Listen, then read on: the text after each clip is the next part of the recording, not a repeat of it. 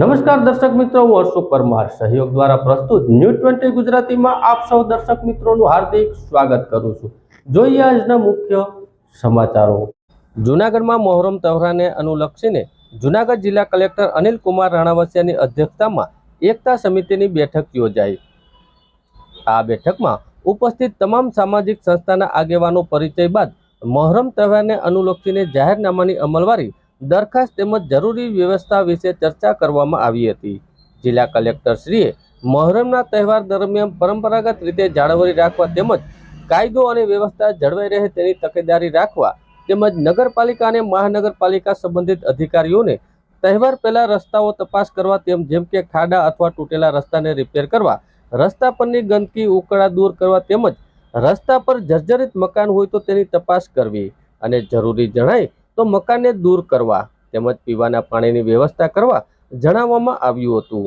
ઉપરાંત control room શરૂ કરવો, તાજિયાની પૂર્ણાહુતિ દરમિયાન ટ્રાફિક ન થાય તેમજ ભાગદોડ ન થાય તે માટે બેરિકેડ રાખવા જેવી પરિસ્થિતિ સમિતિને અગ્રણીઓને સૂચનાઓ રાખવામાં આવી હતી। વીજ પુરવઠાને ખાસ લાઇટના પ્રશ્નોનું નિરાકરણ લાવવા તેમજ તાજિયા દરમિયાન વીજ તારની તકેદારી રાખવાનું સૂચન કર્યું હતું। આ સમયગાળા દરમિયાન કોઈ પણ વ્યક્તિએ શસ્ત્ર, દંડા, તલવાર, ભાલા, ધોકા, છરી, લાકડા, લાઠી શારીરિક ઈજા પહોંચાડી શકે તેવા કોઈ પણ પ્રકારના સાધન, કોઈ પણ પ્રકારના ક્ષયકારી અને સ્ફોટક, દારૂનો ગોળો જેવા પદાર્થો વગેરે સાથે રાખવાની સખ્ત મનાઈ કરવામાં આવી છે। મોહરમ તહેવારને અનુલક્ષી એકતા સમિતિની બેઠકમાં એસપી હર્ષદ મહેતા તેમજ અધિક નિવાસી કલેક્ટર NF ચૌધરી, પ્રાંત અધિકારી ચરણસિંહ ગોહિલ સહિતના અધિકારીઓ તેમજ સમાજના અગ્રણીઓ ઉપસ્થિત રહ્યા હતા। જૂનાગઢના જોશીપરા ખાતે આવેલી કેસરિયા ગૌશાળા મંડળ કે જે બીમાર ગૌવંશનું સારવાર કેન્દ્ર છે, તે ગૌશાળાની જૂનાગઢના ડેપ્યુટી મેયર ગિરીશભાઈ કોટેચાના પરિવાર દ્વારા શુભેચ્છા મુલાકાત લેવામાં આવી। જૂનાગઢના જોશીપરા ખાતે આવેલી કેસરિયા ગૌશાળા મંડળ બીમાર ગૌવંશનું સારવાર કેન્દ્ર આવેલું છે। જૂનાગઢ શહેરના ડેપ્યુટી મેયર શ્રી ગિરીશભાઈ કોટેચાના પરિવાર દ્વારા આજે અષાઢી બીજના પાવન પર્વ નિમિત્તે પરિવાર દ્વારા શુભેચ્છા મુલાકાત લઈ ગૌશાળાના વધુ વિકાસ અર્થે ₹51,000ની ધનરાશિનો ચેક અર્પણ કરી ધન્યતા અનુભવી હતી અને આ ગૌશાળાના સંચાલકોને બિરદાવી અભિનંદન સાથે શુભેચ્છાઓ પાઠવી હતી। કેસરિયા ગૌશાળા એક નૈણા દેવીનો સંબંધ નીકળ્યો હોય ને, કારણ કે પહેલી જ વાર જિંદગીમાં જ્યારે આ કેસરિયા ગૌશાળા આવ્યો ને ત્યારે જોયું કે જૂનાગઢની બધી લૂલી લંગડી ગાયોને સેવા કરવાની અને એને હાજી કરવાની, અને આ કામ બધા સુખી ઘરના માણસો કરે છે। અહીંની સ્વચ્છતા જોઈ લ્યો, નીણ દેવું, એને ચારો દેવો, લૂલી લંગડી ગાયોને રોજ રાતના ડ્રેસિંગ કરવાનું હોય।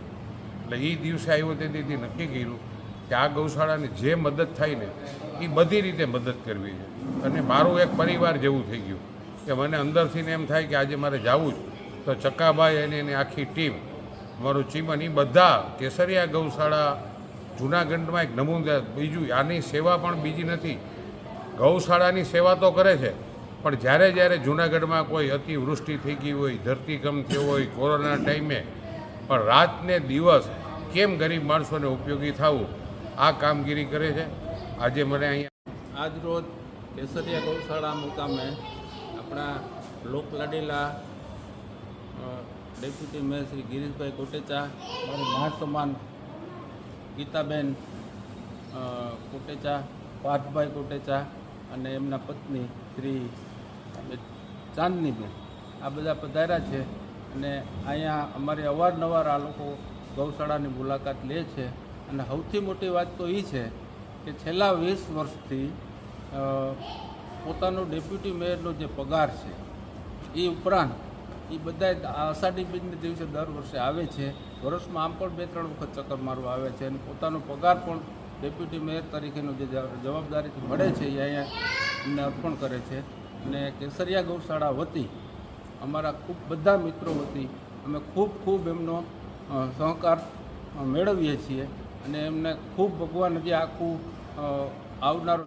જૂનાગઢમાં ભગવાન જગન્નાથજી નગર ચર્ચાએ નીકળ્યા, ભાવિકોએ દર્શનનો લાભ લીધો હતો।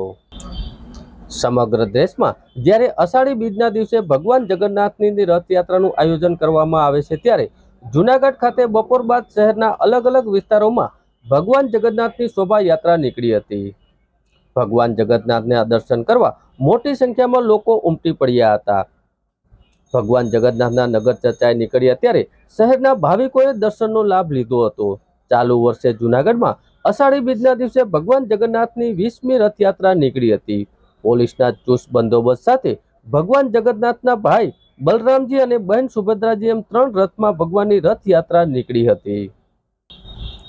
રથયાત્રાના પૂર્વે નિજ મંદિરમાં પરંપરાગત અનુસાર સેવા પૂજા બાદ દીપ પ્રાગટ્ય કરવામાં આવ્યું હતું. ત્યારબાદ પારધી વિધિ કરવામાં આવી હતી અને સાંસદ રાજેશ ચુડાસમા, ધારાસભ્ય Sanjaybhai Koradiya, mayor Gitaben Parmar, deputy mayor Girishbhai Kotecha, શહેર ભાજપ પ્રમુખ પુનિતભાઈ શર્મા સહિતના પદાધિકારીઓ, મંદિરના ટ્રસ્ટીઓ દ્વારા પદ વિધિ રથયાત્રા કર્યા બાદ પ્રસ્થાન કરવામાં આવ્યું હતું.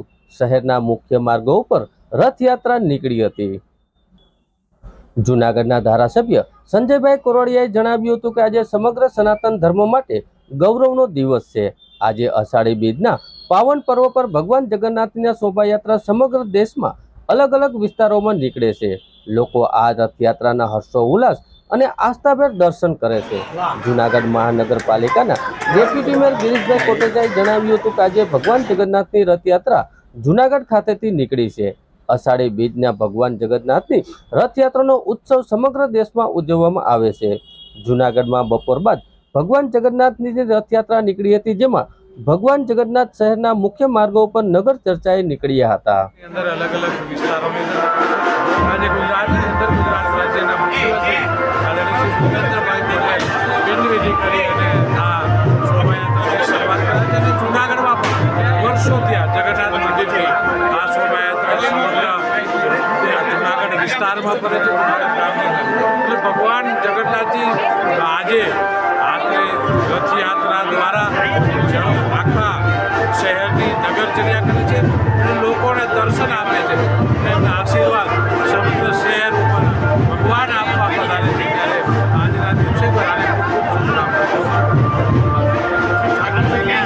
વંથલી ખાતે પરિશ્રમ એજ્યુકેશન એન્ડ ચેરિટેબલ ટ્રસ્ટ દ્વારા આયોજિત પ્રથમ વખત સમસ્ત મુસ્લિમ સમાજના તેજસ્વી વિદ્યાર્થીઓનો સન્માન સમારંભ અને કારકિર્દી સેમિનાર યોજાયો. આ સેમિનારમાં 150 વિદ્યાર્થીઓનું સન્માન કરવામાં આવ્યું.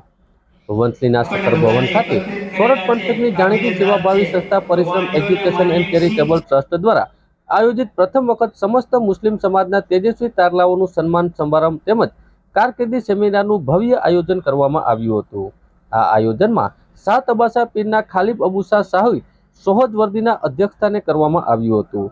આ કાર્યક્રમનું ઉદ્ઘાટન પીરે તરકીબ રહે શારિયત મૌલાના ઉરીફ સિરાફી સાહેબે કર્યું હતું. કાર્યક્રમ પૂર્વે ઇસ્લામી માસના પ્રથમ માસની શરૂઆતમાં મોહરમ માસથી થતી હોય ત્યારે મોહરમ માસ બલિદાન અને ત્યાગનો સંદેશ આપતો અને અસત્ય સામે સત્યના વિજયનો મહિમા આપતો મહિમાનો ઇમામ હુસેન અને શહીદ કરબલાની યાદ અપાવે છે. ત્યારે ઇમામ હુસેન સહિત 72 શહીદો કરબલાને ખીરાજે અકીદત પેશ કરી કાર્યક્રમની શરૂઆત કરવામાં આવી હતી.